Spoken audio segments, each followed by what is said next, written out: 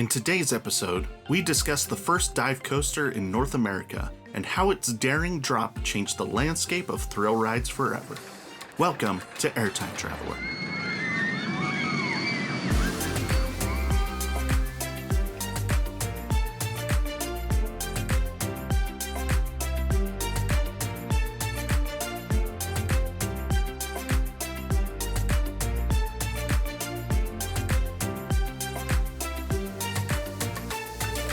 How's it going, everybody? Welcome to the Roller Coaster History Podcast. You're listening to Airtime Traveler. My name is Nathan Grace, and as always, I'm joined by my wife and lovely co-host. Hey, I'm Haley Grace. And thank you for tuning into this episode of the podcast. Yay, podcast! If this is your first time tuning in, first of all, welcome. Thanks for tuning in. As you probably gathered by the title of the podcast, our introduction, we do roller coaster history here. No, we do? Surprise, surprise. But rather than do the history of the roller coaster in general, we like to take one roller coaster and do a deep dive into that individual coaster. So my wife Haley is a member of the GP, or the general public, but I am a roller coaster enthusiast and have been for a long time. So roller coaster nerd. Yeah, I guess that's another way of putting it. It's a good thing. Enthusiast sounds more professional, I guess. I don't know. I don't know how that became the term that became associated with this hobby, but yeah. So I'm here to do the research and tell the stories, and she's here to make me more interesting. And that's right. That's how we do it here, and that's how we've been doing it for 60 episodes, and now 61 as of today. So heck yeah. So yeah.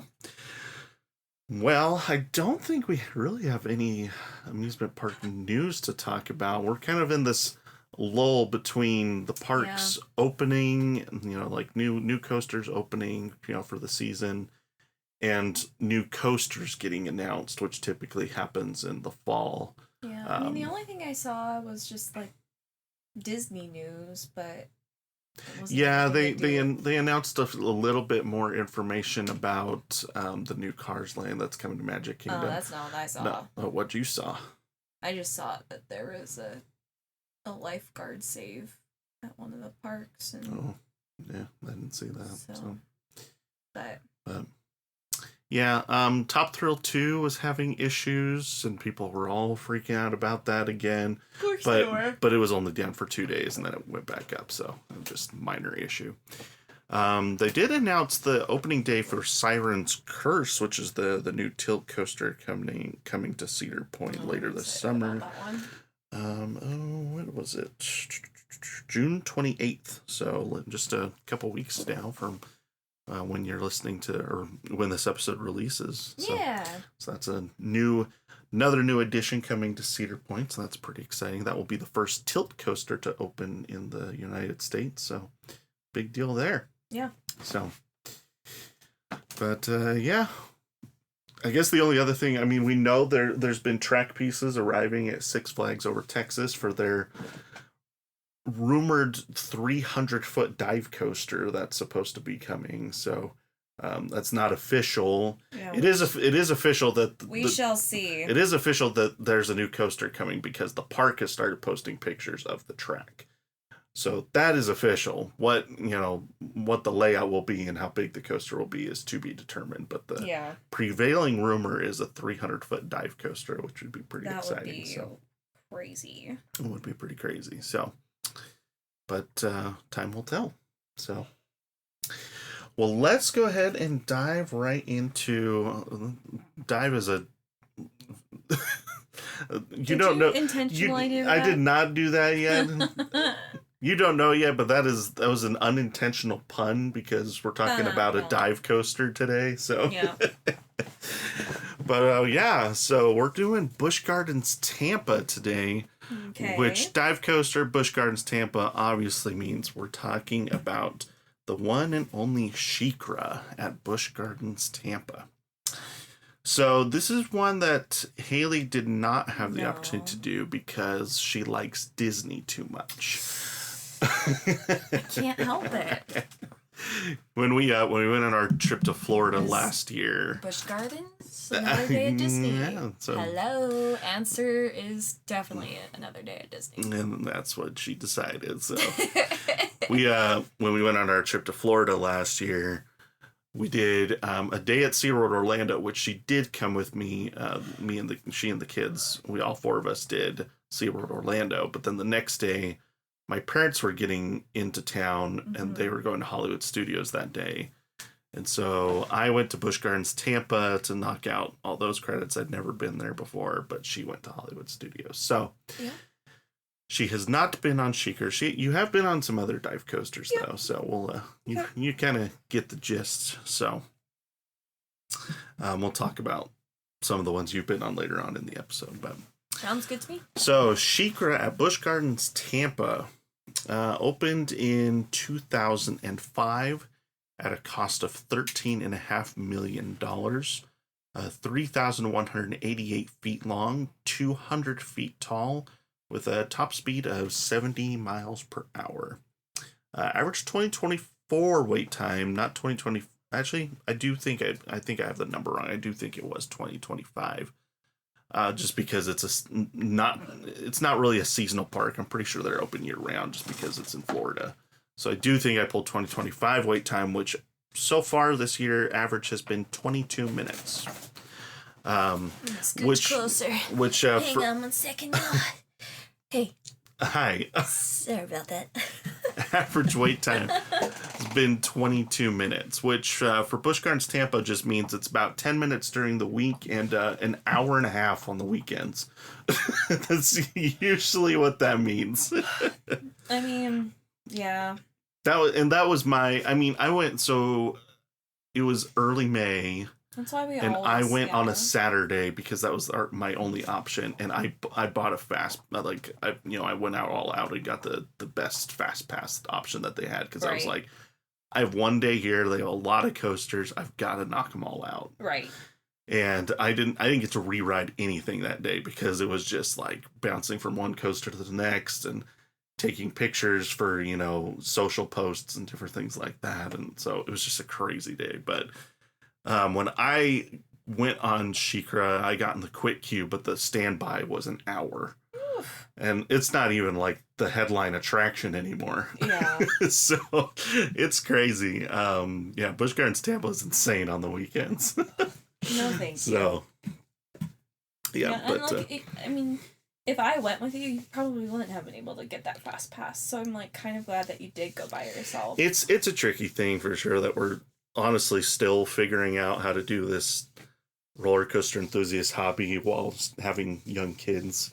It'll get easier with time, I'm sure. But even Busch Gardens Williamsburg, we had to do 2 days just to get everything in. And I got to ride everything. I think you got to ride everything you wanted to. Yeah. So we did make it work. But I think we got a fast pass for that too, though. So for what? For Busch Gardens Williamsburg. I think the second day. I think the first day we didn't, but I think the second day we did just to make sure we got everything. Yeah, maybe. Anyway, crazy stuff. So, in the coast. Oh, go ahead. Like I'm curious to see what we're gonna have to do. Like for when we go to Six Flags. They don't know that yet. We haven't told them. Well, why haven't we told them yet? Well, because we technically it's not official because we haven't booked anything. I mean, it's semi-official.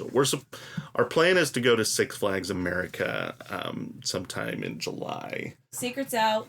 So sorry. I did hint at it in a previous episode, so it's not that big of a secret. But we did. And I think the last time we recorded, it was up in the air, and then our trip kind of got canceled, and then it kind of got it was a big.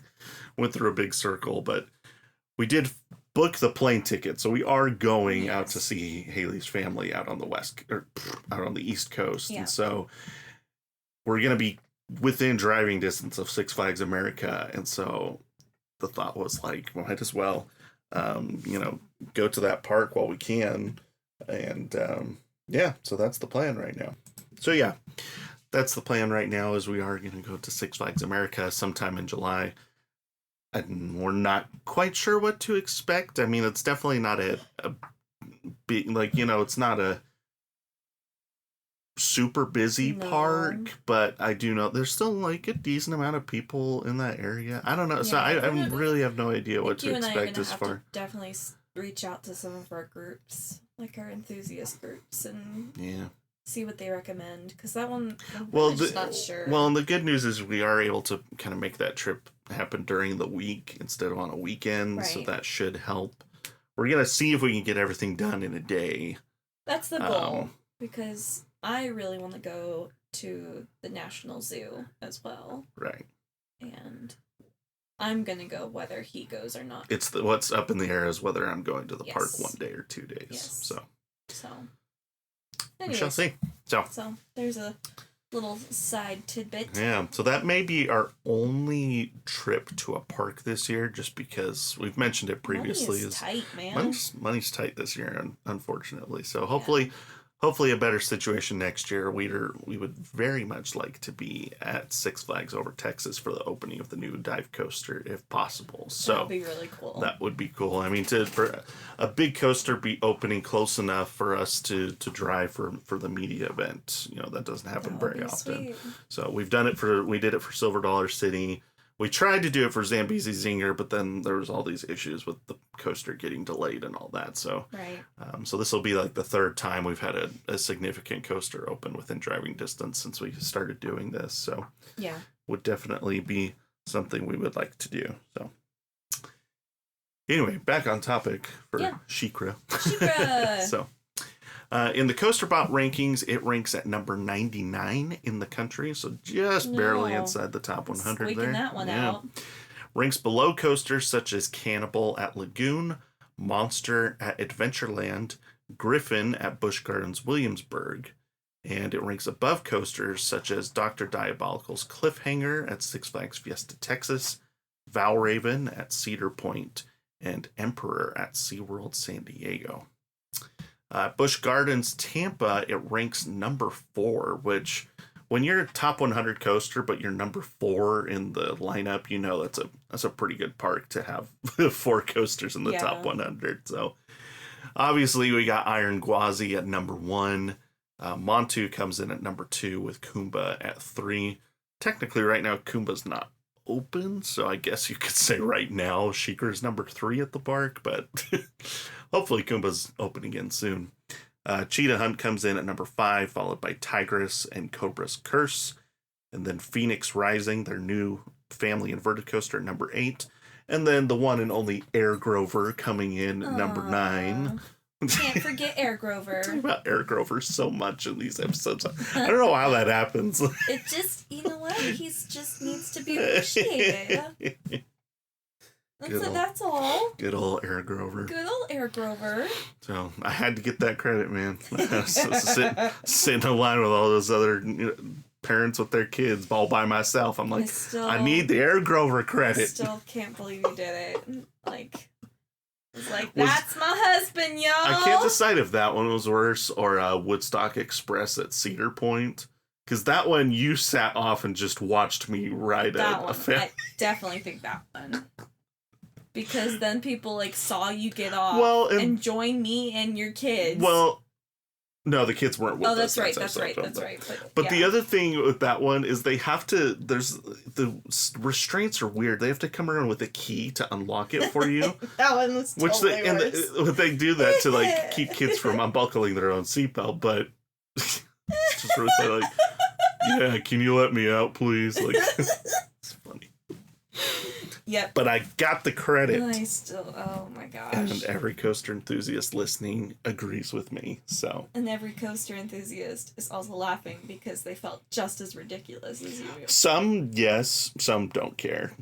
But there are definitely some more power to you. Y'all look ridiculous. I'll just... Hey.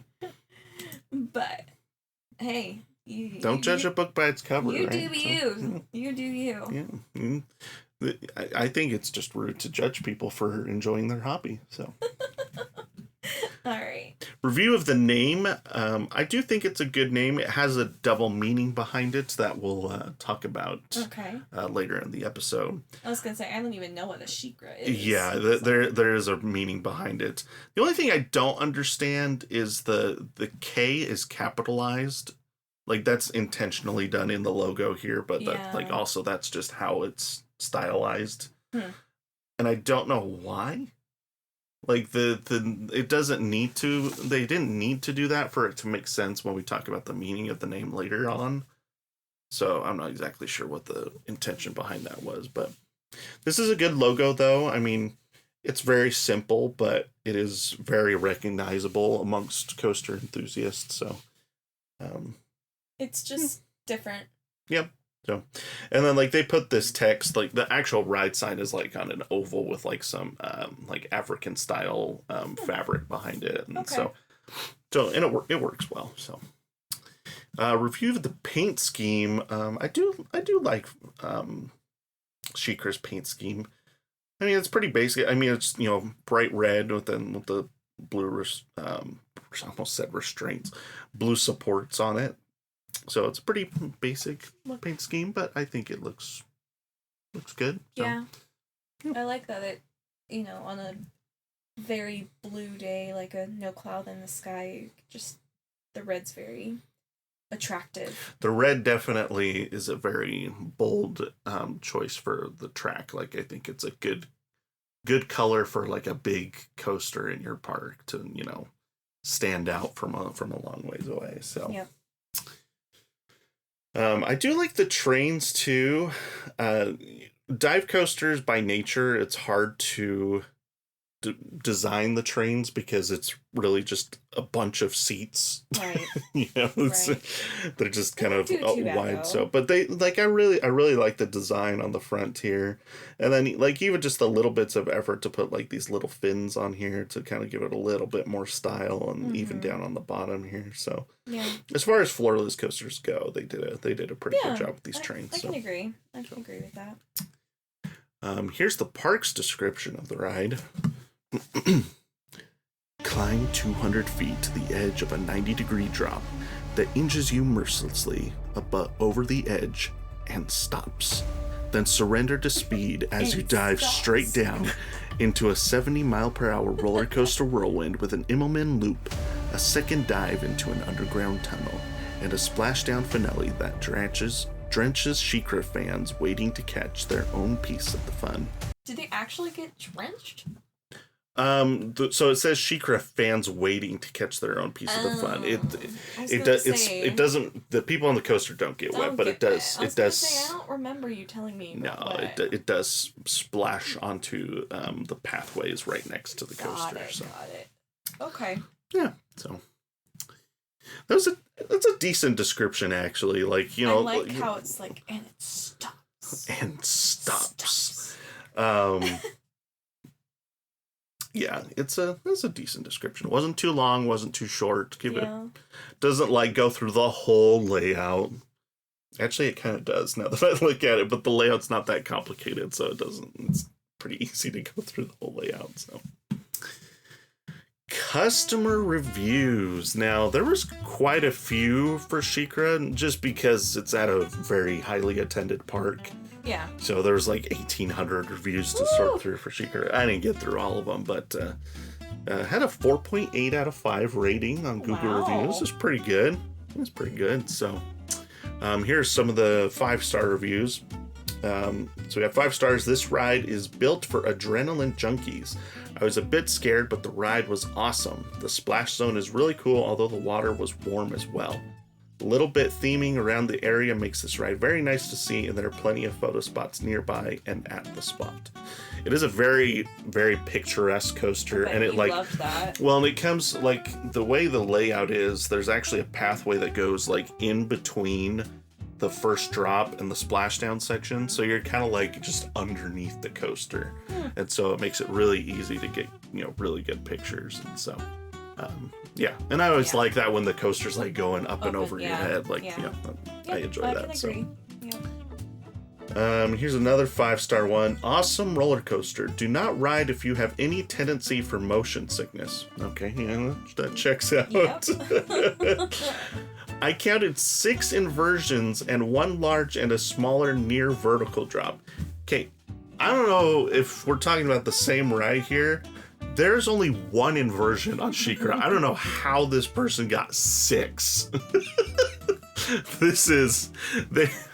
I really don't know. Maybe they think inversion means something else. I'm not. Oh, well, they are talking about SheiKra because it says kids can stand near one section and get splashed as the coaster rides by. They just must think inversion means something else than going upside down, I guess. So, I mean, 6, if they had said 6 elements, yeah, that makes sense. It's like drop, turn, drop, or drop, Immelman, turn, drop, turn, splash down. I don't know, like, you know, it's elements would make sense there, not inversions. Only 1 inversion. Here's another 5-star. Amazing experience, full of thrill and adrenaline. This is something you must try if you're visiting the park. It's really an extreme ride, super fun and amazing overall. I do recommend getting the Fast Pass or try to be there early to avoid long wait time. Yeah, it's pretty typical of any Busch Gardens coaster, especially on the weekends. The crazy part is, yes, typically you would say go to SheiKra because it's going to get a long line, but there's others that are going to get worse lines. Oh, wow. Cheetah Hunt and Iron Gwazi are going to get even worse lines than SheiKra. That's insane. So, yeah. Some of the further down the rating system here, we got 3 stars. Amazing roller coaster, but too much people in the line. Okay. Okay. And is practically 100 feet free fall. Too much adrenaline. Oh, I know what you're gonna say. Well, it's just. Here we go. It says amazing roller coaster. Too much adrenaline. These do not. It's like 2 different people wrote the same review. You know, like one person started it and another person finished it. Wife. And the husband was like, that was awesome! The husband put amazing roller coaster, and the wife put, but too much people in the line, and is practically 100 feet tall. Too much adrenaline. Yep. And then they're like, okay, well, yours was a 1-star, mine was a 5-star, so we'll average it out to 3. Yep. That's exactly what it was. That makes the most sense here. 3 stars, it was dirty.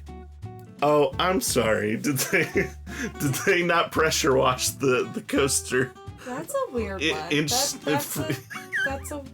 In all 61 episodes of this show that we've done, we have never had somebody give a 1-star review because the coaster was dirty. We've been on a coaster where literally someone threw up right before they got on it. Now, they did clean it. However, roller coasters are not clean. Well, because I think they're talking about the actual, like, the track and the supports. It's like, yeah, they don't go down and clean the coaster every day. Yeah. They do clean it occasionally, but not every day. No. That's way too much work. Yeah. It's funny. I'm very. It's an interesting one. That one's a different one. Yep.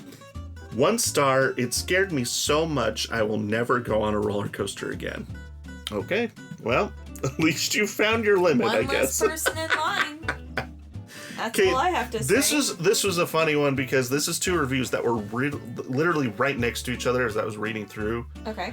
So I'm gonna read one and then I'll read the other, and you'll see why it was funny that these were back to back. Okay. Here we have 2 stars. This ride is great, but it's always frustrating to ride because we buy quick queue passes, but this girl, they actually name her in here. I'm not gonna name her in case she still works there, but it just says this girl is always working the front of the lines and she purposely does not let quick queue people through quickly. It's as if she's unhappy we are skipping the line even though we paid to. This is the only coaster that this happens at, and it's always when she's working. Clearly some extra training or quality control needs to intervene regarding her customer service skills. Okay, so their complaint is that they're paying for quick queue, but they're not letting enough quick queue people on, right? Mm-hmm. Next review, 2 stars. Ride might be a 5, but with their quick queue people taking up so many spots, the wait time was over 2 hours. That's when logic says to run another train, but they did not. It's just funny. Like one person well, so these people these people aren't responding to each other. They're just leaving their own review. Just, yeah. And one person was like, they're not letting enough quick queue people on. And this person's like, they're letting so many quick queue people on. It's like, you just can't make everybody happy. Nope. And you never will. So it's like, let's complain about it. Yep. So you're getting 2-star reviews for one end of the spectrum and the other end of the spectrum. You literally cannot control something like that. What are you gonna do about it? So, 1 star, lost my vape on SheiKra 3 years ago. Oh my gosh. First of all, maybe you shouldn't have a vape in your pocket on SheiKra, because that's your. And second of all, that's your fault. That's not SheiKra's fault. I don't like reviews like that. I know. It's like, I lost my keys on this ride. That's because you weren't supposed to have them in your pocket. It's dangerous. Like when we went to Fun Spot. Yeah, Fun Spot in Atlanta, Fun Spot America. Yeah. Yeah, rode Air Force One. Thank you. Yep. Yeah. You're fine. Anyways, so I get on this coaster, and the people in front of me were like, had their phone on them, and they're like, the kids were yelling at their mom, take your phone out, put your phone away, put your phone in, the closet, blah, blah, blah. It's fine. The phone literally fell out and almost hit me in the face while we're on the coaster, and it's, scary. Well, didn't they drop 2 phones? Wasn't it the one party that 2 different people in the same party both dropped their phone? Yeah. Unbelievable. Yeah, the one was in the very front, and then there was another person, a couple seats back from me. That was... Yeah. Just...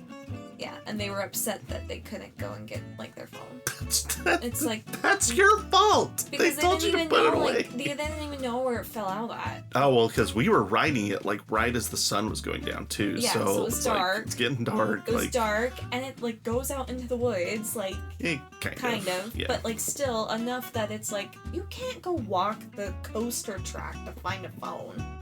Unbelievable. It just blew my mind. It's some people don't understand that these rules are in place for a reason until it happens, and then they're like, oh, maybe that's why I'm not supposed to have my phone out. Agreed. Speaking of phones out, listen to our last review here. Boy. This is, again, something we've never had happen in our customer reviews. We have somebody posting a review while they're on the ride. Listen to this. What? 1 star. Still waiting here too high. We did wait 2 hours for a ride, and we are waiting for exit 30-minute, maybe 1 hour, she said. We will use step. Oh my gosh, I'm scared. How can we with the kids? 40 minutes after, still we are here. Somebody said we will use step for ground exit. Oh my gosh. 1 hour, still we are here. So what this sounds like to me is the coaster got stuck. And they're doing an emergency evac, and they're trying to get everything sorted out, and it apparently took a long time because he says 1 hour, we're still here. So this guy literally whipped out his phone while he was stuck on the ride to leave a 1-star review. It's actually really funny. That is awesome. It's actually really funny. I'm not gonna lie. Unreal. These have been some of the best customer reviews we've ever had. Yeah. Unbelievable. That is too funny. So, well, those are our customer reviews and our introduction to SheiKra at Busch Gardens Tampa. Let's talk about the history. So let's hop into our time machine here. Gonna strap in pull on the seatbelt. You're gonna pull on the yellow tab for me. Okay, moving on. Keep your hands. Oh my god.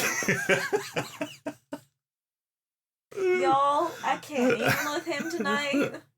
No, I'm in a good mood tonight. Right? I can tell. We're having fun. You're having fun. You're still laughing. I'm rolling my eyes. Yeah. You're still laughing though. Keep your hands, arms, feet, and legs inside the time machine at all times. Let's go back to 1993.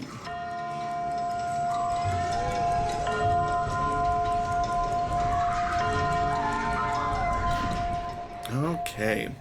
We're pretty much going to, Actually, not really. I was going to say we're going to stay in Busch Gardens for almost our whole episode today, but we will do a little bit of traveling around here.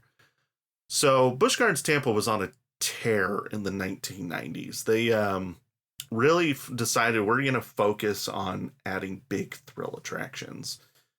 They had opened Scorpion in the 80s, which was at the park until just a few months ago. But everything else that's at the park nowadays, and I guess now that Scorpion's torn down, everything that's at the park nowadays was built after 1993. So like that's just really when they said, let's go for it. We're gonna be a thrill ride park. So in 1993 they would open Kumba, a B&M sit-down coaster with 7 inversions, nearly 4,000 feet of track. That's this one up here. And then in 1996, just a few years later, they would open Montu, a B&M inverted coaster with, again, 7 inversions and nearly 4,000 feet of track. So, and Montu is still largely considered the best inverted coaster in the world. And so, it's too many inversions for me. Montu is so good. I loved it so much.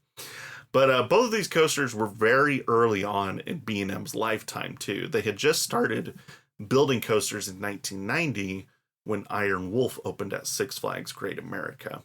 Kumba was only their 6th roller coaster, and it was their first ever sit-down coaster. So Busch Gardens is really taking a risk on working with a fairly new manufacturer. But at the same time, this is like Busch Gardens is trying to get into the thrill ride space in the amusement industry, and B&M's trying to do the same. So it's kind of like a I scratch my back, you scratch mine type of thing. Like they both, and it paid off. You know, they both of these coasters still.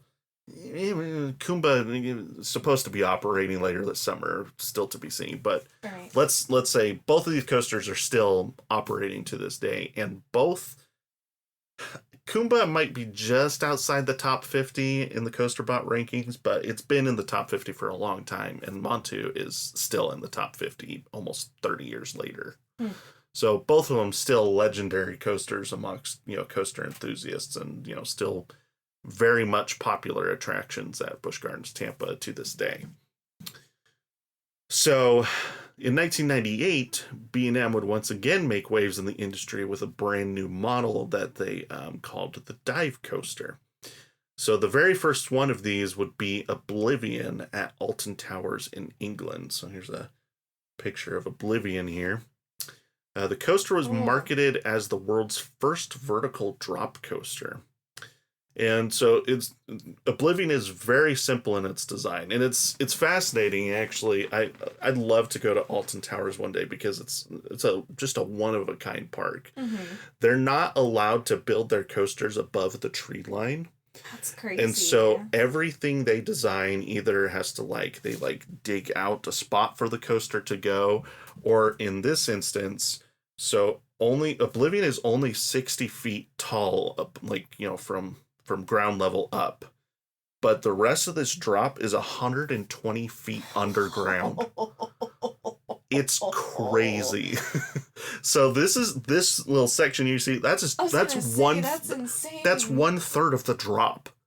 That is so wild. That's it's pretty crazy. Freaky. So that's a very unique experience for sure, for so much of that coaster to just be underground. But yeah, I couldn't imagine dropping into an underground tunnel. Yeah, I mean the name Oblivion is very fitting for the ride. Fitting. So I can agree with that. Very well done.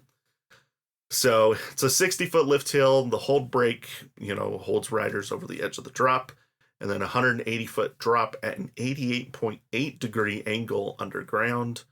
The train then exits the underground tunnel on the other side, takes a bank turn into the final brakes. So it's really all about the drop. There's not really anything else after that. Yeah. Oblivion is very short and definitely is kind of a one-trick pony in that sense. Right. But it was the very first coaster of its kind, so it still has a very important role, and it was very groundbreaking for what it was. So B&M would open a second dive coaster a couple years later in Taiwan. That's very similar to Oblivion in size and speed. But other than that, not much to talk about there. Right. Now, during this period, Busch Gardens was working on plans for their next big coaster. As we said, they've made this decision to become a thrill ride park, and so they're what's next after Montu, right? Right.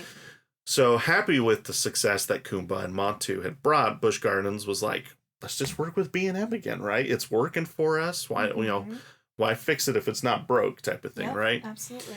So Busch Gardens Tampa's vice president of design and engineering, Mark Rose, initially pitched a ride concept like riding a barrel over Niagara Falls. And it would be like 160 feet straight down into water. Have we talked about this before? I don't think so. It maybe there was another ride at one point that was a similar idea that they had, so it just sounds familiar that we've talked about this concept. Yeah, I don't know. So I'm trying to think I don't think we've talked about another dive coaster before, unless I'm forgetting one. I don't know. So anyway, park executives liked the concept, but they wanted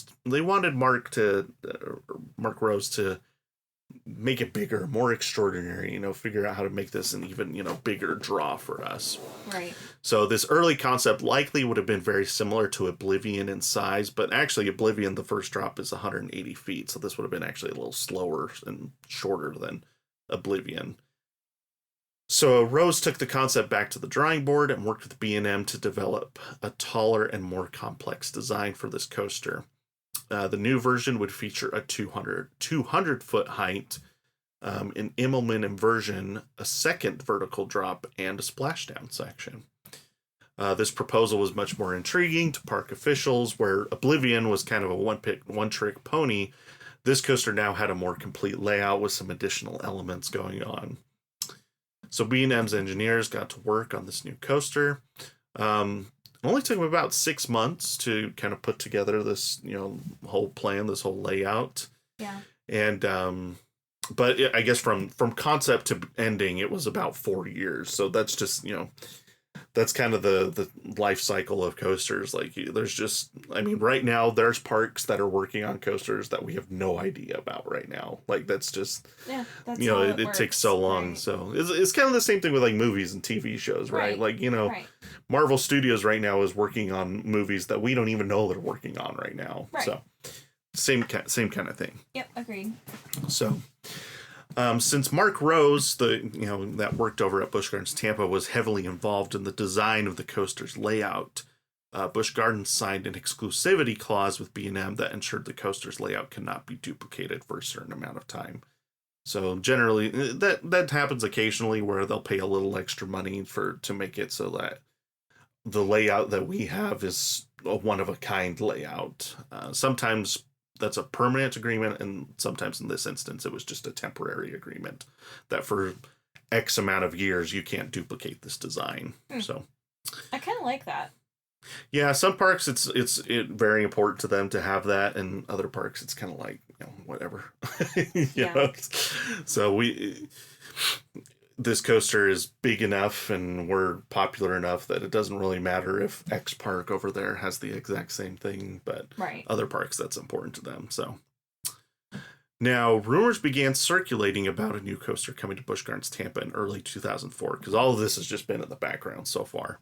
Right. Now, apparently this rumor started because in early 2004, a guest emailed a complaint to the park saying that there were not enough thrill rides.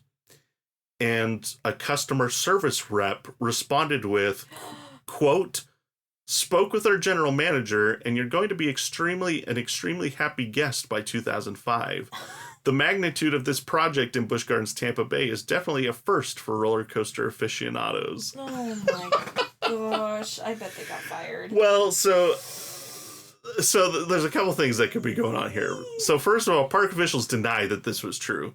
However, some of the details that were in that email, because they went on to like talk a little bit about the coaster and what was coming. Yeah. And some of the details in the email, they knew what they were talking about. It turned out like they were talking about things that ended up being true about the ride and what was to come. So they knew what they were talking about, and some random guest wouldn't have known that. Right. They wouldn't have been able to just make that up and happen to be 100% correct. So it was just a display like a... Well, that's the thing, is like either one of two things happened. Either one, somebody at Busch Gardens Tampa was just like, screw it. I'm just gonna share this with the world. Or it could have been a purposeful marketing tactic, because we have seen that before, where like it's a quote unquote leak. Yeah. But then you're like, oh, it was leaked by the park. Yeah. Like, so it's just a marketing tactic that they'll use sometimes. So that very well could have been what happened here. Regardless, by April of that year, construction permits were filed with the city of Tampa Bay. So people are like, okay, there's something coming. Right. So by June of that year, the park was starting to post teasers around the park. And some of these are a little strange. So here's the list of teasers that I was able to find. What is red and blue and makes you green all over? Okay. I mean, I get what they're going for there. I'm a bird with no feathers, a beast with no equal, a fall that never hits the ground. What am I? Okay. What is taller than 10 giraffes and faster than a charging rhino? Okay, that one makes sense. Yeah. Okay.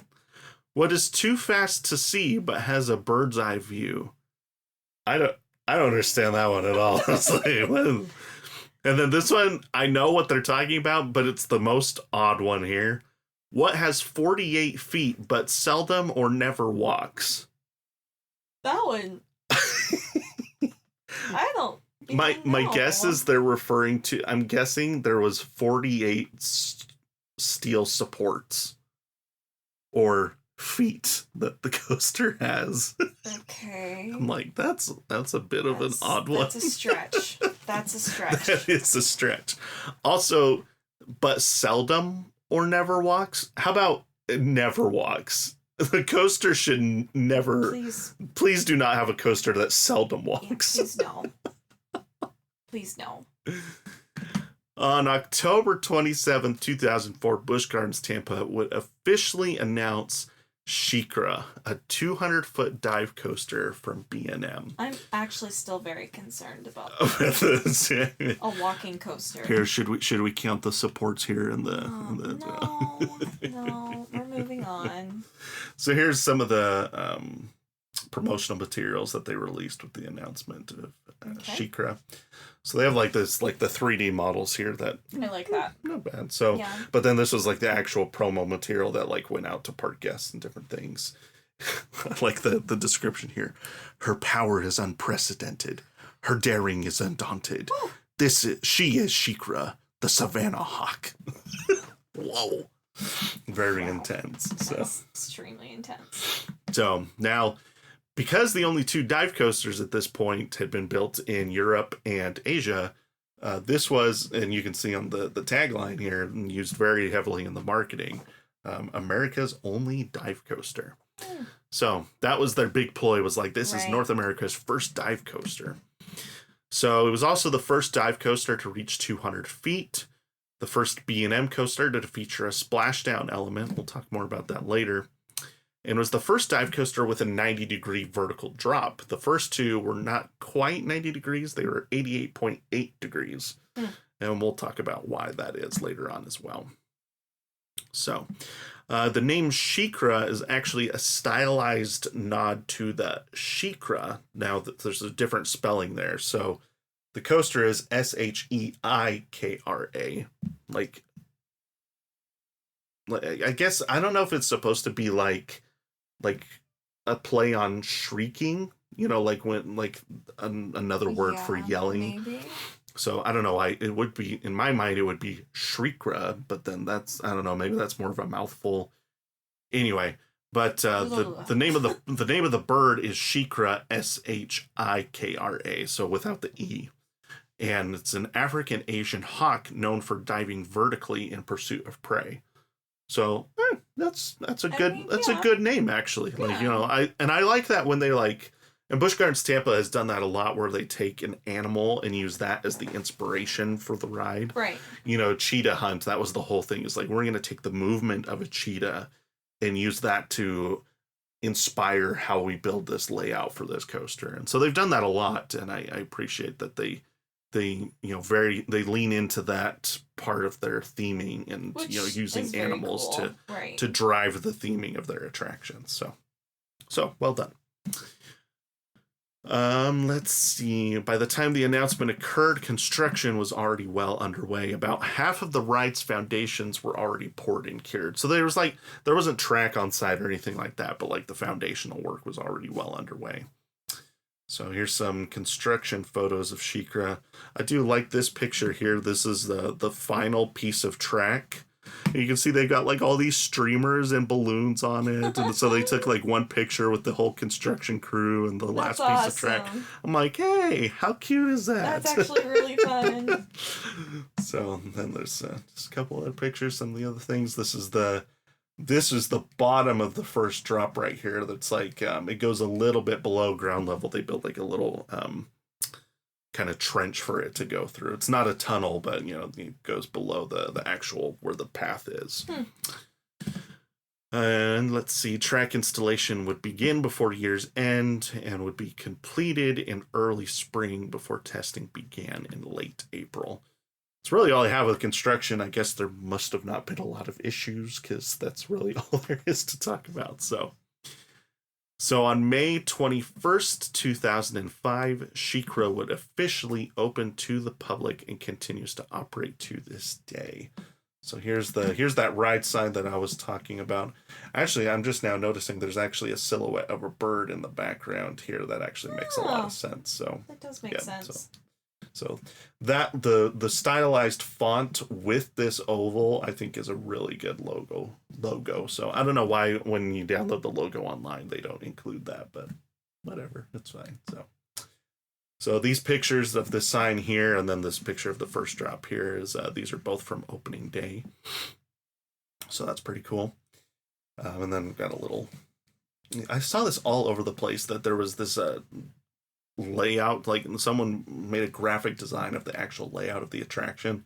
So I don't know if this came from the park and that's why I was finding it all over the place, because it was like on so many websites that I looked at that people were sharing this. So I don't know why it was all over the place, but the ride experience is as follows.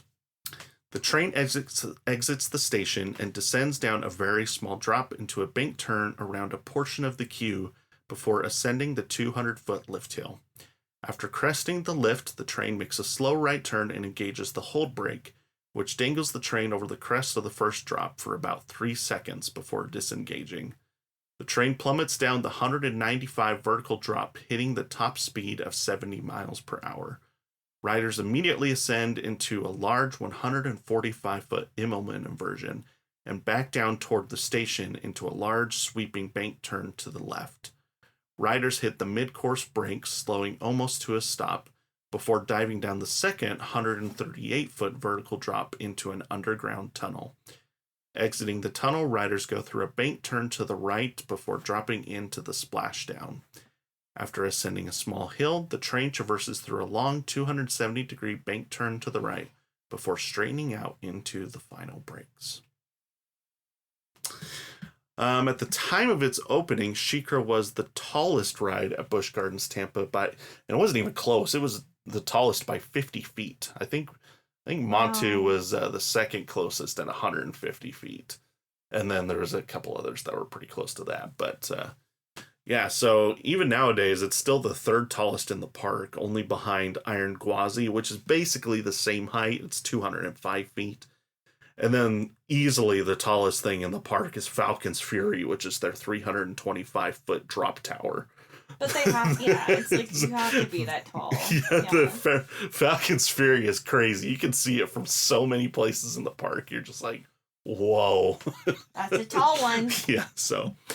But SheiKra's pretty prominent throughout the park, and especially it's right next to the there's like an open area where they do concerts and like events and different things, and it's right next to that. So if you like are going to like a concert or some other event, like you look to your right and SheiKra's just towering over you. Wow. It's pretty cool. That's cool.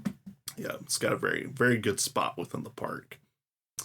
And then along with the records we mentioned earlier, SheiKra would also open as the tallest roller coaster in Florida at the time, which is no small feat when you're competing with Disney, Universal, and SeaWorld, within, just a few hours of you.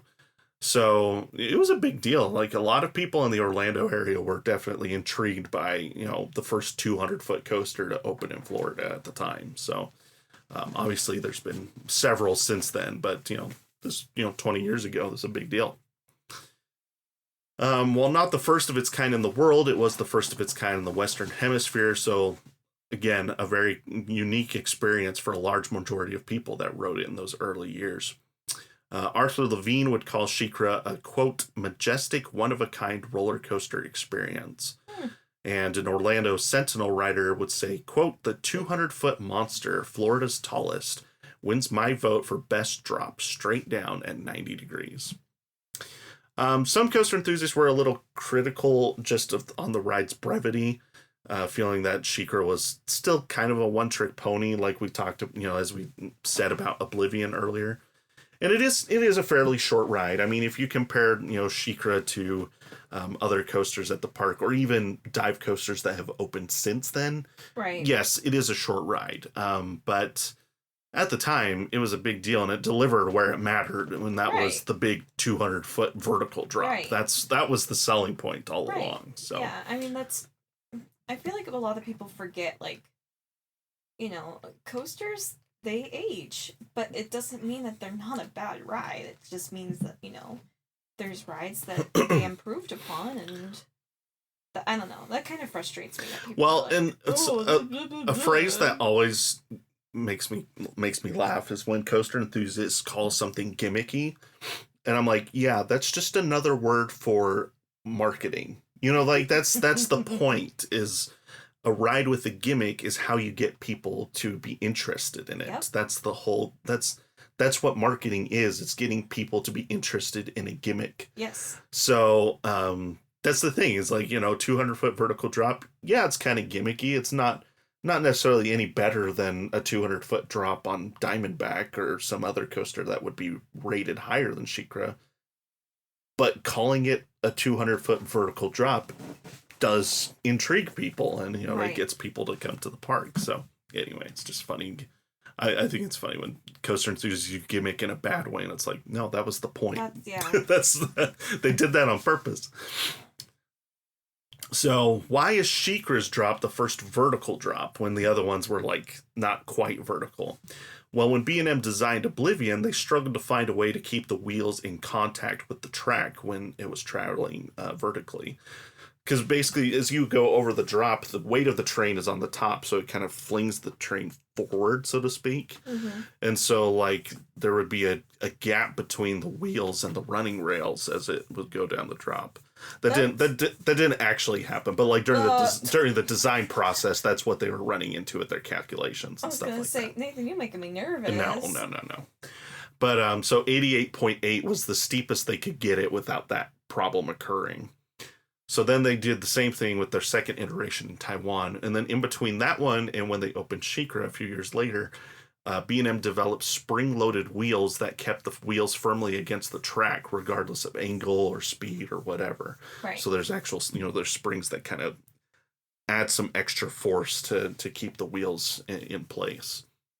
So that allowed them to make the vertical drop, and much later, beyond vertical drops possible. So the splashdown, another thing I said we'd talk about, is it just aesthetic? Is it just, because it looks nice?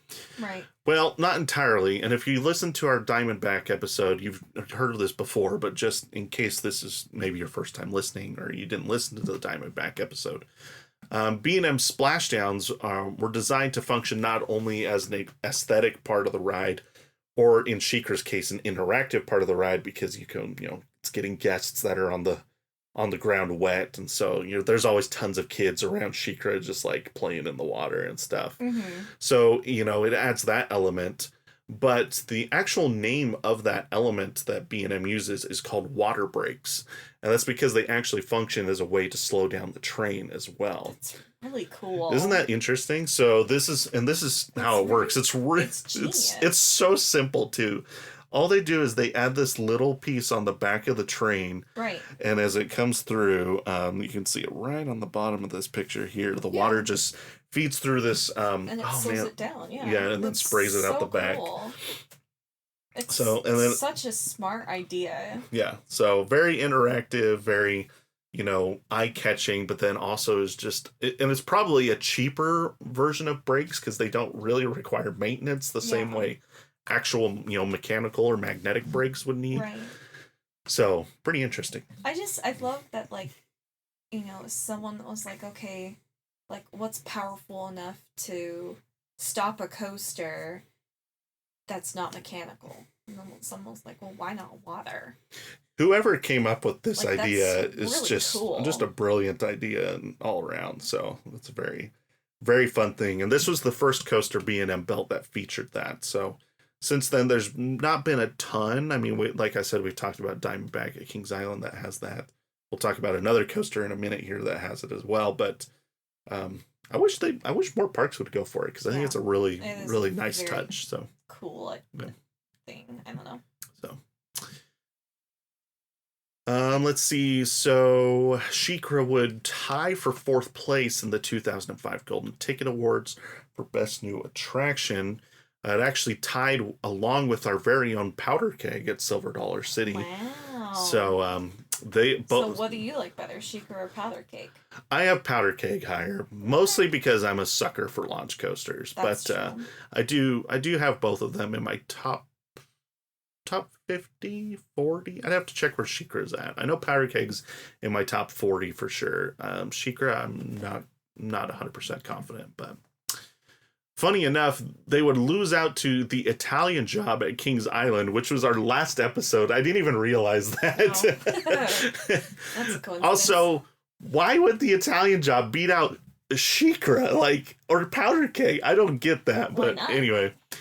And then this part's even crazier. King Ka at Six Flags Great Adventure, the tallest roller coaster ever built, finished second. And then Hades at Mount Olympus would win the award that year, it's a wooden coaster that was constructed by Gravity Group. How did that beat the world's tallest coaster in the world? I have no idea. Do you think the votes were split? It wasn't. Hades got 45% of the vote. I don't get it. Strange. Now, to be fair, I haven't been on Hades. And this was also 20 years ago. Maybe Hades... Because all I hear about Hades nowadays, first of all, it's been changed. It's now Hades 360 because they added an inversion.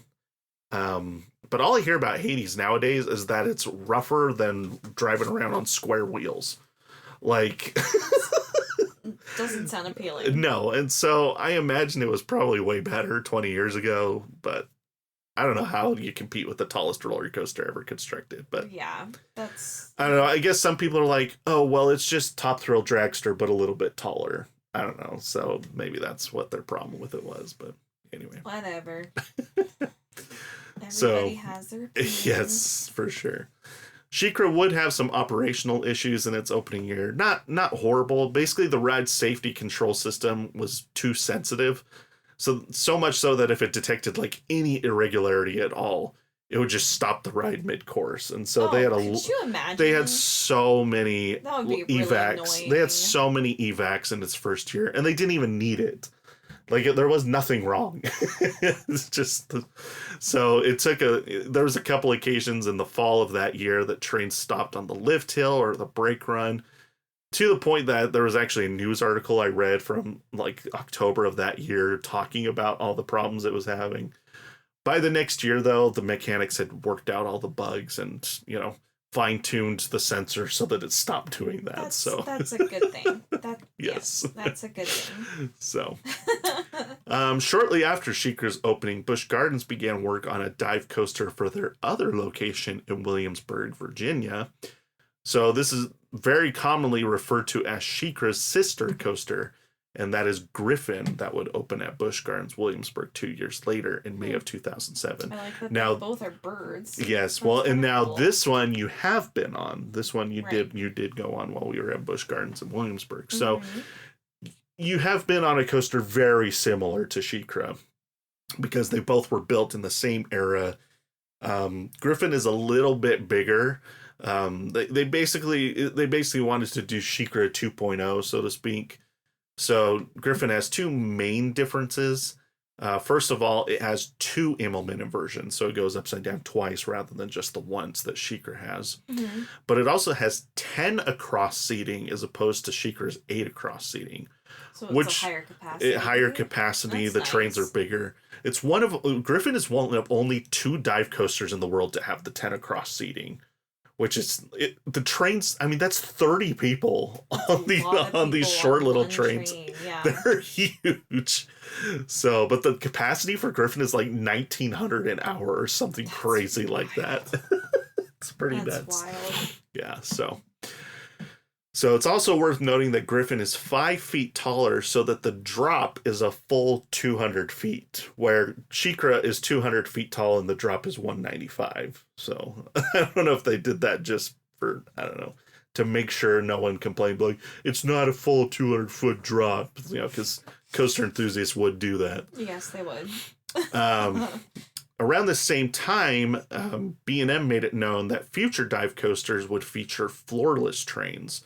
Now, B&M had been building floorless coasters since 1999, but had yet to adapt that concept to their dive coasters. Mm-hmm. So the first view, in fact, if you look at this picture of Oblivion from earlier, you'll see that it's got a floor on the bottom of the train. And, just kind of like really like Wildfire, honestly. Right. At our Silver Dollar City here is kind of very similar to that. So, but... and I guess you can see it in this picture too, that for opening day of SheiKra, you can see very clearly the floors on the trains here. Now, they ultimately wanted to start doing all of their dive coasters as floorless. And so people began wondering, like, oh, maybe they're going to, put some floorless trains on SheiKra. And so in early 2007, before Griffin had even opened, it was under construction at the time, Busch Gardens confirmed that SheiKra would be getting new trains, which I gotta say is crazy fast for them to do that, because this coaster's only 2 years old at this point. Right. And for them to be replacing trains that fast is crazy. Like, there's some parks that could put new trains on coasters that are 30 years old and they haven't done it because it's just too expensive. And Busch Gardens is like, yeah, why not? 2 years old, whatever, fine, let's do it. Now, the funny thing about this is the weirdest part about this episode. Okay. The park was so excited by this new development that they began a very interesting marketing campaign around it. In April of 2007, a billboard on Interstate 275 said, "Seeking one last fling while I've still got it. SheiKra with floor," and then a phone number with it. Okay. Oh boy. Okay, what did the phone number do? Yes. So if you call the number... I want to do this. If I were to see a billboard that says that, I totally would have called that phone. And that's the idea behind it, right? Is to get people to call the number and be like, what is this talking about? If you call the number on the billboard, a woman would answer the phone and say, "Hi, dollface." And then the woman... Excuse me? Take me on a date first. The woman would then refer to you as honey and doll while saying, quote, "It's been a fun ride," and that she wants, quote, "one last fling-a-ding." Excuse me? I'm sorry. That made me feel very uncomfortable. Yeah. I'm very strange. Feeling very uncomfortable. So clearly the whole idea behind it was to make it look like a classified ad, like in a newspaper, right? Yeah. But we're talking about a roller coaster here. What is this? Yeah. It's very strange. And so, I read this whole article. Last fling-a-ding. Yeah, first of all, is that even a phrase? No. I've never heard that before in my life. It sounds wrong. It doesn't sound great.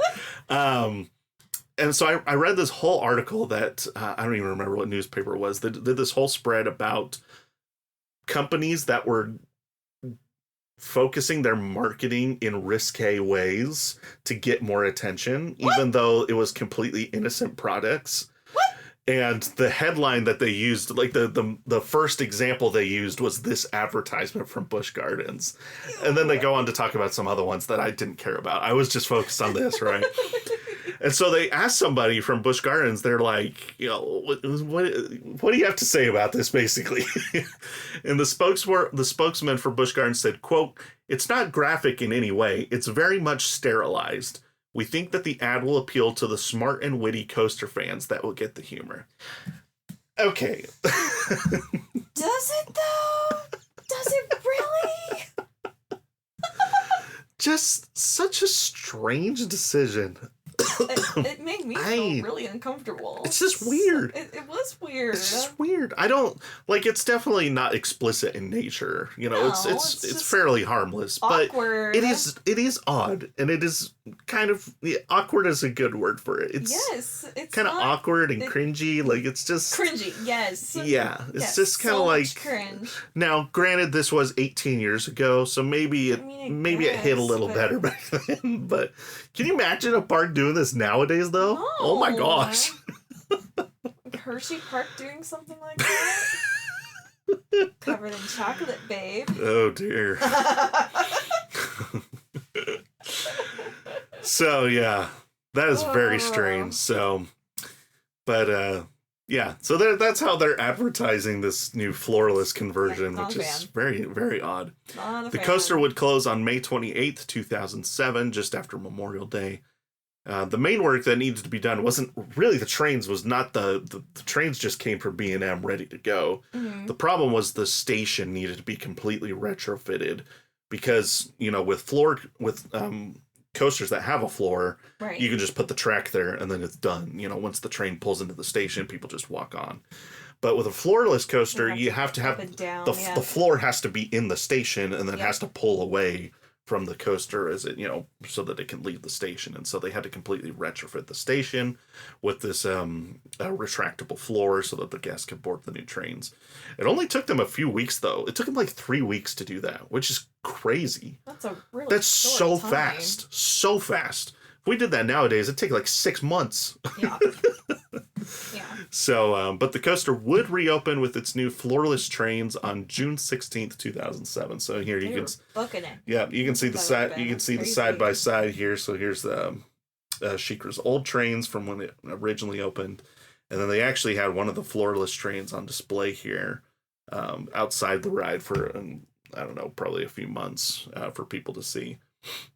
So and then what does it say here? I think it says floorless coming June 2007, I think is what it says on the front here. So yeah, that was a new take on SheiKra for sure. It proved to be a successful experiment, as many enthusiasts would agree that the holding brake in particular is much more thrilling with nothing between your feet and the ground. So it's just a much more open experience, and kind of why B&M only ever built 2 of their sit-down coasters, but built tons of their floorless coasters, just because people kind of tend to gravitate to that more, I think. So there were a limited number of presentation pieces that were created to celebrate SheiKra going floorless. So they took small sections of the old train's floor and then preserved it in one of these like crystal blocks or whatever. I like that. Yeah, it's kind of a fun little thing they did. So in the years immediately following SheiKra and Griffin's opening, the two would receive wide praise for their unique experience. I mean, they were the only dive coasters in the country for a long time. It was kind of strange, actually, that, like, you know, the dive coaster was kind of becoming, you know, SheiKra was the 3rd one, and then Griffin, I think, was like 5th or 6th, because I think there were some others in Europe or Asia that opened. And then after that, like, there was just no others that opened in the States for some reason. I don't know why nobody else wanted them, but SheiKra would get as high as the 13th best steel coaster in the country in the Golden Ticket Awards. Griffin would get as high as 19th. Though over the years they would kind of start to drop. I think SheiKra fell out in 2006, fell out of the top 50 in 2016. Griffin fell out of the top 50 in 2019.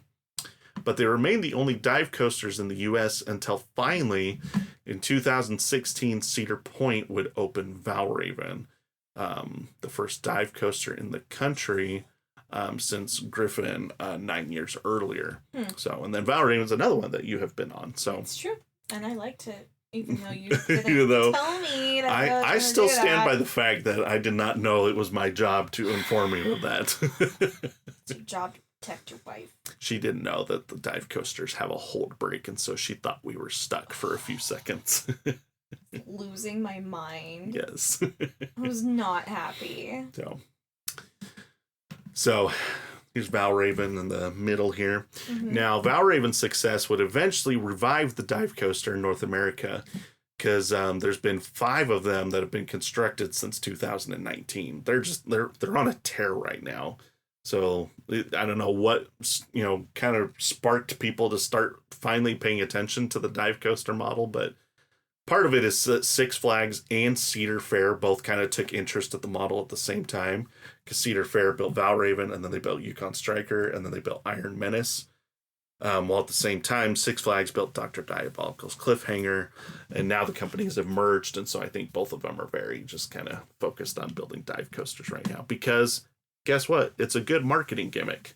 Yeah. So it's a very attractive model for parks because, it has high capacity, and then, it also just looks great, and, having a vertical drop is very marketable.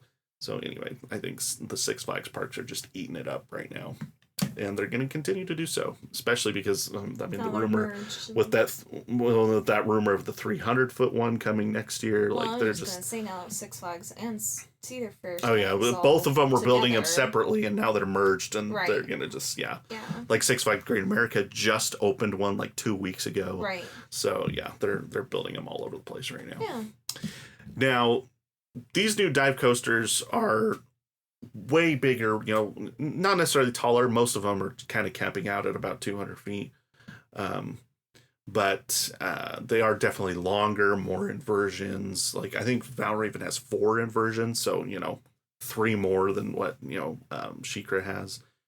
But a lot of coaster enthusiasts still prefer SheiKra and Griffin over all of these newer ones. And the biggest reason is because they're the only dive coasters in North America that still have the original over-the-shoulder restraints instead of the vest restraints.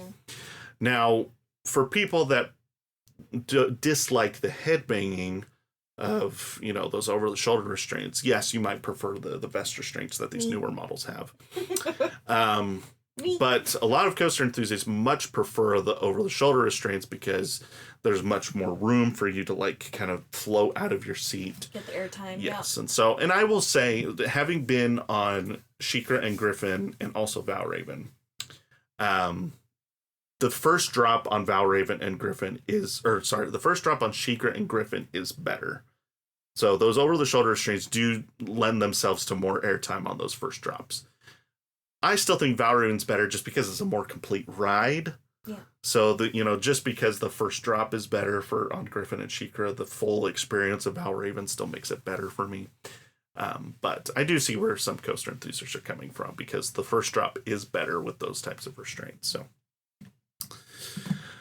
So that is pretty much everything to say, except for the last thing is that SheiKra just celebrated its 20th birthday a few weeks ago. Happy birthday. Which is why I wanted to do this episode today. It's 20 years of SheiKra. So we've now had the dive coaster in North America for 20 years now. It's pretty crazy that it's been there for that long. Yeah. So, but I remember building dive coasters in a Roller Coaster Tycoon all those years ago, and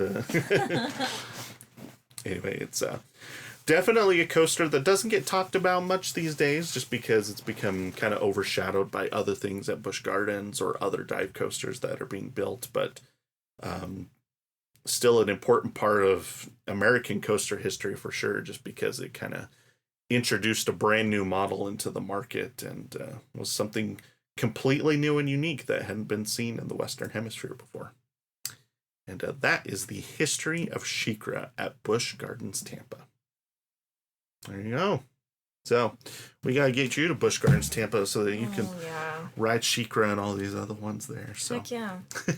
one of these days. So it's just so hard. I feel like once our kids get older, it'll be better, but it's just difficult right now. We'll get there. Yeah. All things with time. For sure. So, Well, thank you for tuning into this episode of the podcast. If you like that episode, be sure to give us a 5-star review on whatever platform you might be listening on. If you don't like it, give us a 5-star review.